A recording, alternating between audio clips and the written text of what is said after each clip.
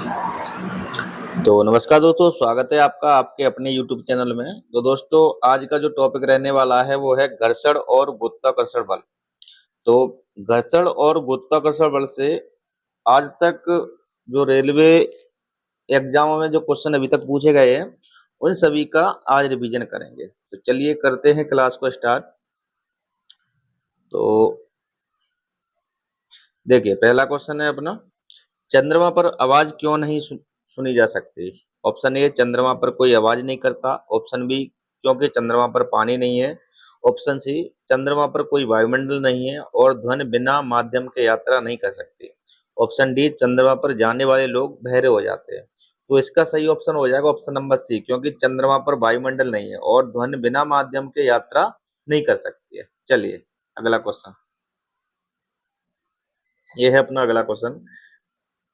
कब कहा जाएगा कि कोई पिंड मुक्त रूप से गिर रहा है? जब इसका द्रव्यमान अत्यधिक कम हो, जब इसका भार दोगुना हो, जब इस पर केवल गुरुत्व बल कार्य करे, जब यह अत्यधिक ऊंचाई से गिरे।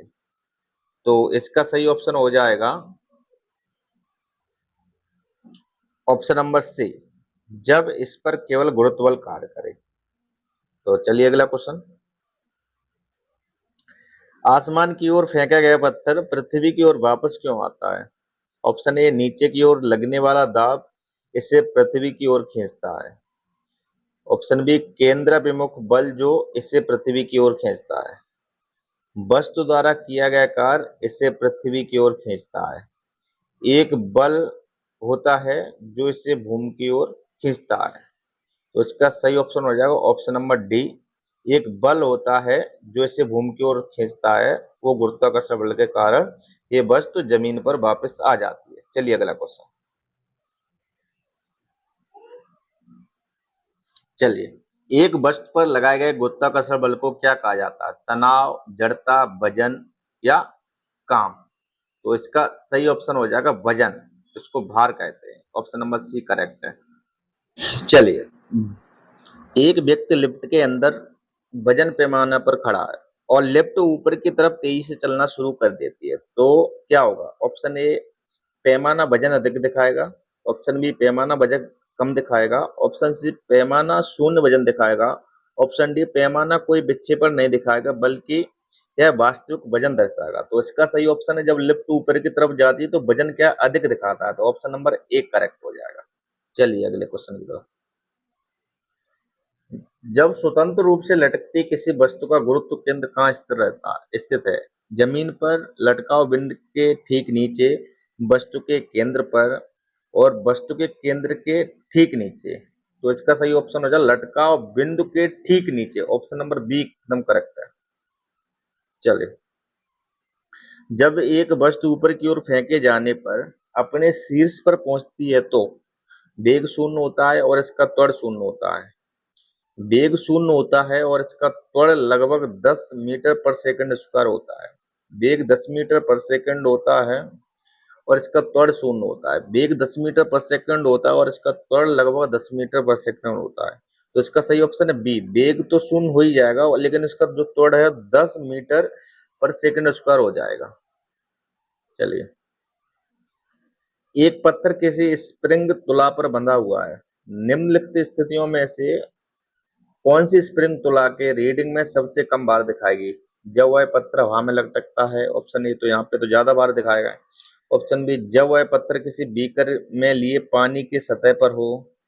ऑप्शन सी, जब वह पत्थर किसी बीकर में लिए पानी में पूरी तरह से निजमत हो। जब वह पत्थर किसी बीकर में लिए पानी में आंशिक रूप से निमज्जित हो यानी कि डूबा हो। तो जब वह पत्थर पूरा डूबा होगा तो उस पर सबसे कम बार उसी स्थिति में दिखाई देगा। ऑप्शन नंबर इसका सी करेक्ट है। चलिए, जब किसी पिंड को विषुवत रेखा से उत्तर और दक्षिण ध्रुव पर ले जाता है तो उसका भार क्या होगा? घट जाता है, समान रहता है, बढ़ जाता है? दक्षिण ध्रुव पर बढ़ता है लेकिन उत्तरी ध्रुव पर घटता है। तो देखिए दोस्तों, जो ये अपनी देखो, ये अपनी पृथ्वी है, तो विषुवत रेखा, तो विषुवत रेखा पर दूरी सबसे अधिक होती है। तो जहां दूरी सबसे अधिक होगी तो वहां पर क्या होगा? गुरुत्वाकर्षण बल कम होगा, और जहां पे दूरी कम होगी तो ध्रुवों पर क्या है, चपटी होती है, ध्रुवों पर दूरी क्या होती है, विषुवत रेखा की अपेक्षा यहाँ पे दूरी ध्रुवों पे कम रहती है, तो यहाँ पे गुरुत्वाकर्षण बल अधिक लगेगा। जब गुरुत्वाकर्षण बल अधिक लगेगा तो वहां पर भार अधिक होगा, तो इसका मान होगा, ऑप्शन होगा कि सी बढ़ जाता है। चलिए, जब यहाँ से वस्तु को यहाँ ले जाया जाएगा तो क्या होगा, ध्रुवों पर दूरी कम होती है, तो कम होगी तो गुरुत्वाकर्षण बल अधिक लगेगा, जब अधिक लगेगा तो वस्तु का भार भी बढ़ जाता है। जी का मान किसके साथ बढ़ता है, ऊंचाई में वृद्धि, आयतन में वृद्धि, आयतन में कमी और ऊंचाई में कमी। तो अगर ऊंचाई में वृद्धि होगी तो वहां पे तो जी का मान अपना क्या घटेगा, अगर ऊंचाई में जब कमी होती है तो वहां पे जी का मान बढ़ता है। चलिए, तो इसका ऑप्शन नंबर डी सही हो जाएगा, ऊंचाई में कमी के साथ बढ़ेगा। मुक्त रूप से गिरने के दौरान पिंड किस स्थिति में होता है, भारहीनता, आराम, गतिक और कृतकार। जब मुक्त रूप से गिरता है तो पिंड किस स्थिति में, भार स्थिति में होता है, यानी कि ऑप्शन नंबर ए इसका करेक्ट। चलिए अगला क्वेश्चन की तरफ। चलिए, ये रहा अपना अगला क्वेश्चन। जी का मान पृथ्वी के केंद्र की ओर जाने पर कम होता है, विषुवत रेखा पर अधिक और ध्रुवों पर कम होता है, नियत रहता है, पृथ्वी की सतह से ऊपर जाने पर बढ़ता है। तो देखिए, जी का मान पृथ्वी के केंद्र की ओर जाने पर कम होता है, ये उसका ऑप्शन सही है, क्योंकि जब हम सतह से केंद्र की ओर जाएंगे तो जी का मान कम होगा, और सतह से ऊपर जाएंगे तो भी जी का मान कम होगा, तो इसका नाम अब आंसर ए करेक्ट है। तो चलिए दोस्तों, ये रहा अगला क्वेश्चन। पृथ्वी पर किसी वस्तु का भार चंद्रमा पर इसके भार का कितने गुना होता है। तो क्या होता है, चंद्रमा का भार जो होता है, चंद्रमा का भार होता है पृथ्वी के भार का 1/6 गुना। तो यहाँ पे पृथ्वी का पूछा ना, तो हम पृथ्वी बराबर निकाल लेंगे जब, तो पृथ्वी बराबर निकलेगा अपना 6 गुना चंद्रमा, यानी कितना हो जाएगा, 6 गुना हो जाएगा। तो ऑप्शन नंबर इसका डी करेक्ट है, एकदम 6 गुना हो जाएगा। चलिए, किसी वस्तु का भार सर्वाधिक होता है, ध्रुवों पर, भूमध्य रेखा पर, उष्ण कटिबंधों पर, उपोष्ण कटिबंधों पर। तो ये दो ऑप्शन तो बिल्कुल रॉन्ग ही हैं। अब देखो यहाँ पे ध्रुवों पर या भूमध्य रेखा, देखो भूमध्य रेखा पर क्या होता है, दूरी अधिक होती है, जब दूरी अधिक होगी तो वहां पे गुरुत्वाकर्षण बल कम लगेगा, जब गुरुत्वाकर्षण बल कम लगेगा तो वहां पे भार कम होगा।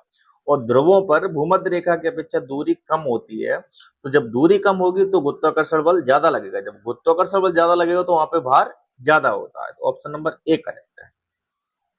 चलिए, जब दो अंडों को किसी निश्चित ऊंचाई से इस प्रकार गिराया जाता है कि एक अंडा पक्के फर्श पर और दूसरा तकिए पर गिरता है, तो निम्नलिखित में से कौन संभावित परिणाम नहीं होंगे। तो इसका ऑप्शन ए, विभिन्न ऊंचाई से गिराई गई वस्तुओं पर भिन्न स्तर के बल लगते हैं, दोनों अंडे टूट जाएंगे, पक्के फर्श पर गिरने वाला अंडा टूट जाएगा क्योंकि एक छोटे समय अंतराल के लिए इस पर एक विस्तृत बल कार्य करता है, तकिए पर गिरने वाला अंडा नहीं टूटेगा क्योंकि अंडे पर लंबे समय के लिए छोटा सा बल कार्य करता है। इसका सही ऑप्शन नहीं है इसमें, तो इसका है दोनों अंडे टूट जाएंगे। तो क्योंकि दोनों अंडे टूट भी सकते हैं और दोनों अंडे टूट भी नहीं सकते, क्योंकि तकिए वाला बच भी सकता है, तो इसका ऑप्शन नंबर बी जो गलत है, जो कि इसका सही है। चलिए, चंद्रमा की सतह से लाए गए चट्टान पर क्या असर पड़ेगा, इसके भार में परिवर्तन होगा। ये भी ऑप्शन, यही ऑप्शन बिल्कुल करेक्ट है, क्योंकि द्रव्यमान कभी बदलता नहीं है, चाहे आप किसी वस्तु को चंद्रमा पर ले जाइए, चाहे उस वस्तु को सूर्य पर ले जाइए, चाहे उस वस्तु को शनि ग्रह पर ले जाइए, चाहे पृथ्वी पर ले जाइए, तो उसका द्रव्यमान कभी नहीं बदलता, उसका बदलता है भार बदलता है, तो उसका नंबर ऑप्शन ही करेक्ट है। चलिए, गुरुत्वीय त्वरण जी का मान निर्भर नहीं करता है, तो जी बराबर क्या होता है, देखिए सूत्र होता है जी बराबर जी एम, कैपिटल एम बटे आर स्क्वायर। तो देखिए, पृथ्वी के द्रव्यमान इस पे भी होता है, गुरुत्वीय स्थिरांक जी यानी इस पे भी होता है, पृथ्वी की त्रिज्या यानी कि आर पर भी निर्भर होता है, तो किस पर नहीं होता, वस्तु के द्रव्यमान एम पर निर्भर नहीं होता, तो इसका number option number B correct है। चलिए, पृथ्वी के केंद्र पर एक पिंड का भार होगा शून्य, अपरिमित, उतना ही जितना कि पृथ्वी की सतह पर उपरोक्त में तो कोई नहीं। तो इसका सही ऑप्शन है शून्य होगा, इसका ऑप्शन नंबर 1 करेक्ट है। चलिए, गुरुत्व जी के कार्य त्वरण, यानी कि यहाँ भी जी का ही फॉर्मूला पूछ दिया, तो जी बराबर कितना होता है, जी एम बटे आर स्क्वायर। ऑप्शन नंबर इसमें ऑप्शन नंबर डी एकदम करेक्ट है। चलिए, अंतरिक्ष यान के अंदर अंतरिक्ष यात्री कैसा वजन महसूस करता है, ज्यादा, कम, शून्य, जी फोर्स पर निर्भर करता है। तो इसका ऑप्शन है शून्य, ऑप्शन नंबर सी करेक्ट है। चलिए अगले क्वेश्चन की तरफ। तो अगला क्वेश्चन है अपना ये कि जी का मान आर के मान के अनुसार बदलता है, किसी छात्र को जी का मान कहां पर न्यूनतम प्राप्त होगा। तो न्यूनतम कहां पर प्राप्त होगा, भूमध्य रेखा, मकर रेखा, ध्रुव या कर्क रेखा। तो इसका सही ऑप्शन हो जाएगा ऑप्शन नंबर ए, यहाँ पर जी का मान न्यूनतम प्राप्त होता है। चलिए,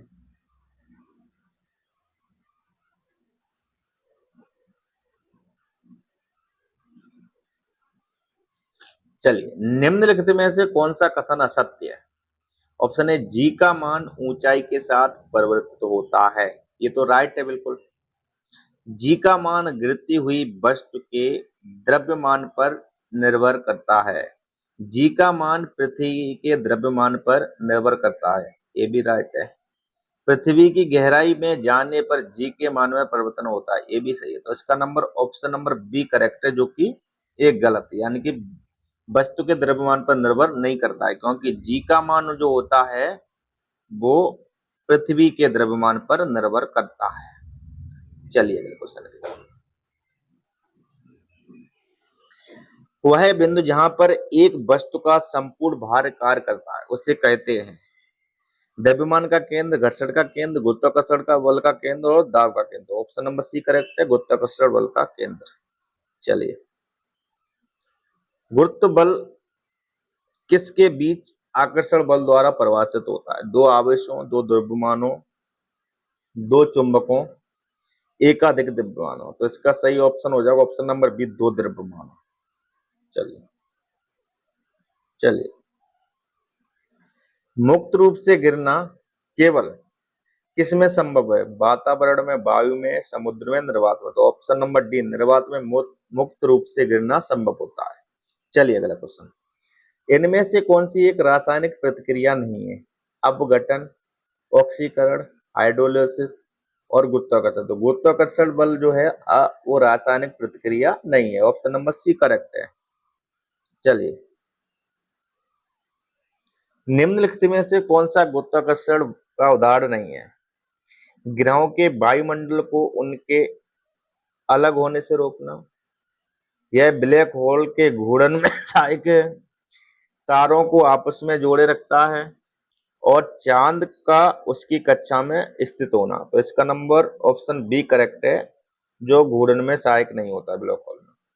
चलिए, देखिए, यदि दो वस्तुओं के बीच की दूरी सामान्य दूरी से 6 गुना अधिक हो जाए तो F बराबर होगा, जब सामान्य दूरी तो कितना होता है, F समानुपाती m1 गुणा m2 बटे आर स्क्वायर।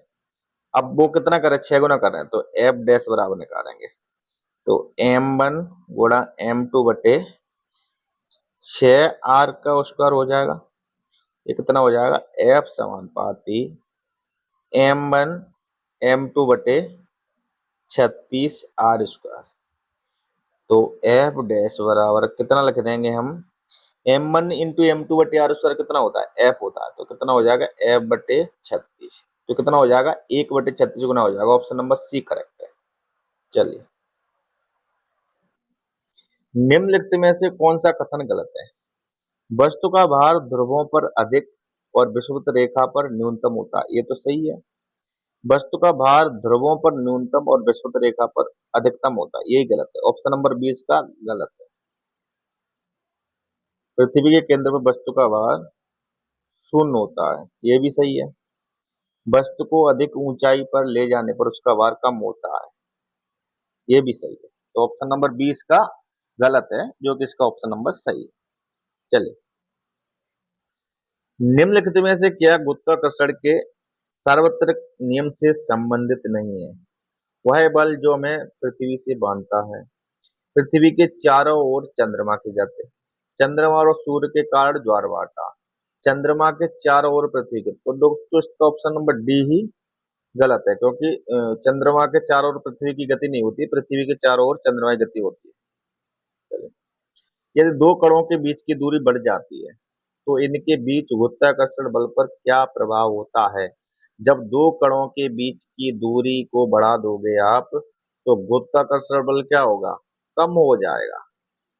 जैसी दूरी घटाएंगे तो गुरुत्वाकर्षण बल अधिक होता है, तो गुरुत्वाकर्षण बल क्या प्रभाव पड़ेगा? कम हो जाता है। Option number B correct. चलो, गुरुत्वाकर्षण का सार्वभौमिक नियम किस पर लागू होता है? सूर्य और ग्रहों पर, पृथ्वी और सूर्य पर, पृथ्वी और चंद्रमा पर, वस्तु के किसी भी गुण पर। तो इसका ऑप्शन नंबर डी करेक्ट है, वस्तु के किसी भी युग्म के बीच में गुरुत्वाकर्षण बल लगता है। चलिए, सार्वत्रिक गुरुत्वाकर्षण नियतांक जी की खोज किसने की थी? तो जी की खोज हेनरी कैवेंडिश ने की थी और आइजैक न्यूटन ने गुरुत्वाकर्षण के नियम की खोज नियम दिया था। गुरुत्वाकर्षण बल के नियम या सिद्धांत वो किसने दिए थे? वो न्यूटन साहब ने दिए थे अपने ने। चलिए, तो दोस्तों ये रहा अपना अगला क्वेश्चन। गुरुत्वाकर्षण द्वारा किया गया कार्य किस पर निर्भर करता है? वस्तु की आरंभिक और अंतिम अवस्थाओं की ऊर्ध्वाधर ऊंचाइयों के अंतर पर। तो यही ऑप्शन दोस्तों करेक्ट है, जो इसी पे ये निर्भर रहता है। चलो, किसी वस्तु पर लगने वाले गुरुत्वाकर्षण बल को कहा जाता है भार, संवेग, तनाव, आवेग। ऑप्शन नंबर ए करेक्ट है, भार कहा जाता है। चलिए, गुरुत्वाकर्षण बल किन वस्तुओं के बीच मौजूद होता है परंतु इसे तब तक महसूस नहीं किया जा सकता जब तक कि वस्तुओं का द्रव्यमान बहुत अधिक जैसे कि ग्रहों में नहीं होता है? तो गुरुत्वाकर्षण बल वस्तुओं किन वस्तुओं में मौजूद रहता है? चार में, प्रत्येक व हर एक में, केवल दो और केवल एक। तो इसका ऑप्शन हो प्रत्येक वस्तु के अंदर गुरुत्वाकर्षण बल मौजूद रहता है। ऑप्शन नंबर बी करेक्ट है। चलो, निम्नलिखित में से कौन सा कथन असत्य है? जी का मान चंद्रमा पृथ्वी पर उसके मान के समान ही होता है। ऑप्शन नंबर ए भी सही है। और 1 मीटर की दूरी पर रखे गए 2 किलोग्राम वाले द्रव्यमानों के केंद्रों के मध्य गुरुत्वाकर्षण बल 26.68 गुणा 10⁻⁻11 न्यूटन है। ऑप्शन जी, बल दो वस्तुओं के मध्य दूरी के वर्ग के व्युत्क्रमानुपाती होता है। ठीक है, दो वस्तुओं के मध्य गुरुत्वाकर्षण बल उनकी बीच की दूरी को आधा कर देने पर दोगुना हो जाता है। तो इसका यही गलत है, क्योंकि ऑप्शन नंबर इसका डी सही है। दो वस्तुओं के मध्य के बीच की दूरी दोगुना करेंगे तो 1/4 हो जाएगा। चलिए, यदि दो वस्तुओं के द्रव्यमान को 3 गुना कर दिया जाए, दोनों वस्तुओं के बीच बल होगा जब 3 गुना करेंगे द्रव्यमानों को, तो देखिए एफ समानुपात अभी कितना होता है, m1 m2, यही समानुपात रहा। चलो इसको आर स्क्वायर, ठीक है। अब एफ डैश निकाल लेंगे तो 3 गुना कर दे, ये भी 3 गुना कर दिया गुणा ये भी 3 गुना कर दिया बटे आर स्क्वायर। ये कितना हो जाएगा, एफ डैश बराबर 9 m1 m2 बटे आर स्क्वायर। तो यहाँ हम कितना लिख देंगे, एफ डैश समानुपाती 9, उसकी जगह कितना लिख देंगे, एफ लिख देंगे, तो कितना हो जाएगा, 9 गुना हो जाएगा। ऑप्शन नंबर सी करेक्ट है।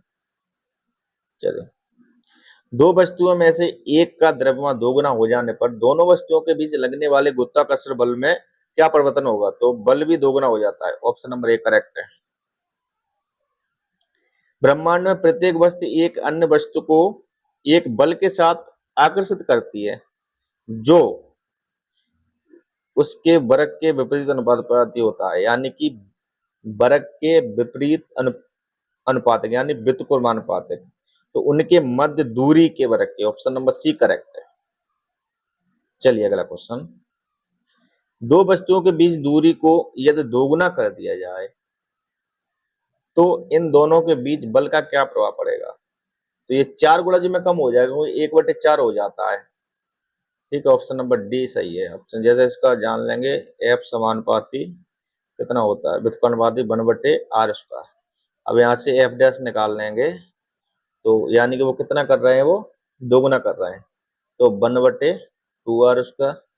कितना हो जाएगा एफ डैश बराबर 1/4r²। तो यानी कि 1/4 के गुणज में कम हो जाएगा। Option number D correct. चलिए, ब्रह्मांड में किन्हीं दो निकायों के बीच गुरुत्वाकर्षण बल किस पर निर्भर नहीं करता? उनके बीच की दूरी यहाँ तो करता है, उनके द्रव्यमानों को गुणनफल यहाँ भी करता है, गुरुत्व स्थिरांक यहाँ भी करता है, उनके द्रव्यमानों को योग यहाँ पे नहीं करता दोस्तों। इसका नंबर ऑप्शन डी करेक्ट है। चलो, गुरुत्वाकर्षण जी का मान क्या होता है? तो जी का मान होता है अपना 6.6734 गुणा 10⁻⁻11 न्यूटन मीटर बटे किलोग्राम स्क्वायर। उसमें देख लेंगे कौन सा ऑप्शन है।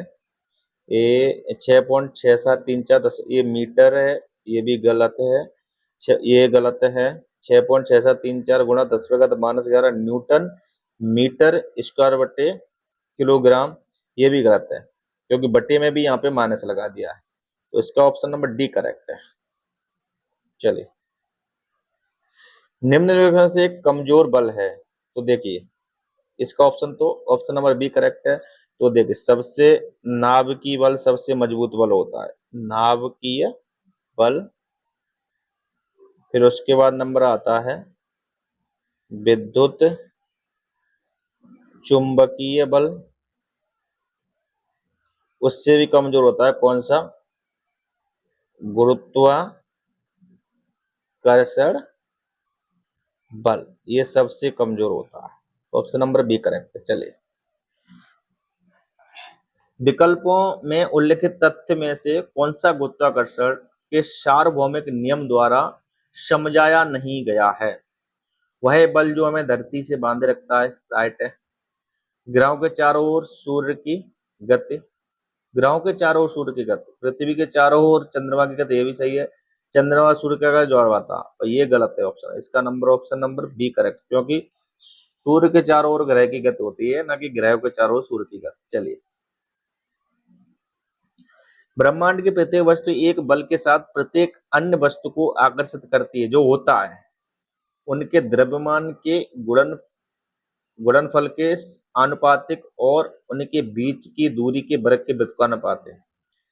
उनके द्रव्यमान के गुणनफल के आनुपातिक और उनके बीच की दूरी के वर्ग के व्युत्क्रमानुपात, यानी ये दोनों ऑप्शन सेम है और दोनों ऑप्शन ये करेक्ट है। बाकी ये दोनों ऑप्शन गलत है, क्योंकि उनके द्रव्यमान के योग नहीं होता, गुणनफल होता है। उनके द्रव्यमान को गुणनफल के व्युत्क्रमानुपाती नहीं होता, यहाँ पे समानुपाती होता है। चलिए, गुरुत्वाकर्षण का नियम किसके द्वारा प्रतिपादित किया गया था? बताया अभी आइजैक न्यूटन साहब के द्वारा। ऑप्शन नंबर बी करेक्ट है। चलिए, ग्रहों की गति के नियम की खोज, ग्रहों की गति केपलर ने दी थी। ऑप्शन नंबर डी सही है। घर्षण द्वारा किए गए कार्य का क्षय नहीं होता है, बल्कि वह किस ऊर्जा में रूपांतरित हो जाता है? ताप की, नाभिकीय, रासायनिक, घर्षण, यानी कि ये ताप की ऊर्जा में रूपांतरित हो जाता है। क्योंकि जब हम किसी वस्तु पे सतह पे घर्षण करते हैं तो वहां पे क्या है, गरम गरम सा हो जाता है, यानी कि वो तापीय ऊर्जा में परिवर्तन हो जाता है। चलिए, घर्षण द्वारा किया गया कार्य, तो घर्षण द्वारा किया गया कार्य ऋणात्मक होता है और घर्षण के विरुद्ध किया गया कार्य वो धनात्मक होता है। ऑप्शन नंबर सी करेक्ट है। चलिए, अगला क्वेश्चन है ये। चलिए, कारों के ब्रेकिंग पैड किसके गुण का उपयोग किया जाता है? घर्षण का शून्य प्रभाव, वजन आवेग बल तनाव की क्रिया, घर्षण का नकारात्मक प्रभाव, घर्षण का सकारात्मक। यहाँ पे देखो, कार को ब्रेकिंग पैड में ना सकारात्मक प्रभाव किया जाता है। ऑप्शन नंबर इसका डी एकदम बिल्कुल करेक्ट है। चलिए, अगला क्वेश्चन है अपना, सार्वत्रिक गुरुत्वाकर्षण नियतांक जी का एसआई मात्रक क्या होता है? तो जी का क्या होता है? न्यूटन मीटर स्क्वायर बटे किलोग्राम स्क्वायर। तो ये गलत है, ये सी भी गलत है, डी भी गलत है, ये सही है। यहाँ पे दोस्तों ये माइनस लगा है, ठीक है। तो इसका नंबर ऑप्शन और बी करेक्ट है, न्यूटन मीटर स्क्वायर किलोग्राम पे -2। चलिए, अगला क्वेश्चन की तरफ। चलिए, एक साइकिल स्थिर तौर से चलायमान है और पीछे के पहिए पर घर्षण बल है शून्य, अग्र दिशा में, पश्चिम दिशा में और सब, यानी कि इसमें पश्चिम दिशा में होता है। ऑप्शन नंबर सी करेक्ट है। घर्षण बल डॉट डॉट डॉट कार्य करता है बल की दिशा के लंबवत, बल की दिशा में किसी कोण पर, बल की दिशा में, बल की दिशा के विपरीत। तो ऑप्शन नंबर डी करेक्ट है, बल की दिशा के विपरीत कार्य करता है घर्षण बल। दो सतहों के बीच सतह की अनियमितताओं के परिणाम स्वरूप क्या होता है? घर्षण, आवेग, तनाव, बल आघूर्ण। तो ये घर्षण होता है। ऑप्शन नंबर एक करेक्ट है। निम्नलिखित में से कौन सी घटना घर्षण के बिना होना मुश्किल है? एक भारी बक्से को एक जगह से दूसरी जगह ले जाना, कैरम खेलना, एक गिलास को पकड़ना, दरवाजे की खिड़की। तो इसका ऑप्शन सी करेक्ट है, एक गिलास को पकड़ना। यदि किसी गतिमान वस्तु पर कोई बल आरोपित नहीं है तो यह किसके कारण रुक जाएगी? आवेग, तनाव, घर्षण और गति। ऑप्शन नंबर सी करेक्ट है, घर्षण के कारण रुक जाएगी। निम्नलिखित में से कौन सा घर्षण बल के बारे में सही नहीं है? घर्षण वह बल है जो संपर्क में दो सतहों के सापेक्ष गति का विरोध करता है। घर्षण वह घर्षण बल जो किसी सतह पर निचले फिसलने का कार्य करता है, स्लाइडिंग घर्षण कहलाता है। मशीनों में घर्षण ऊर्जा का अपव्यय और टूट फूट का कारण बनता है। रोलिंग घर्षण स्लाइडिंग घर्षण की तुलना में अधिक होता है। ये दोस्तों गलत है, क्योंकि रोलिंग घर्षण होता है उससे अधिक, स्लाइडिंग घर्षण उससे अधिक होता है। तो ऑप्शन नंबर डी करेक्ट है। चलिए दोस्तों, तो दोस्तों ये था पूरे क्वेश्चनों का रिवीजन, घर्षण और गुरुत्वाकर्षण बल के जो मैंने पूरे क्वेश्चन का रिवीजन करा दिया है आपको सही तरीके से। तो वीडियो अच्छा लगा तो उसको लाइक करें और चैनल को सब्सक्राइब कर बेल आइकन का बटन प्रेस जरूर करें। धन्यवाद दोस्तों।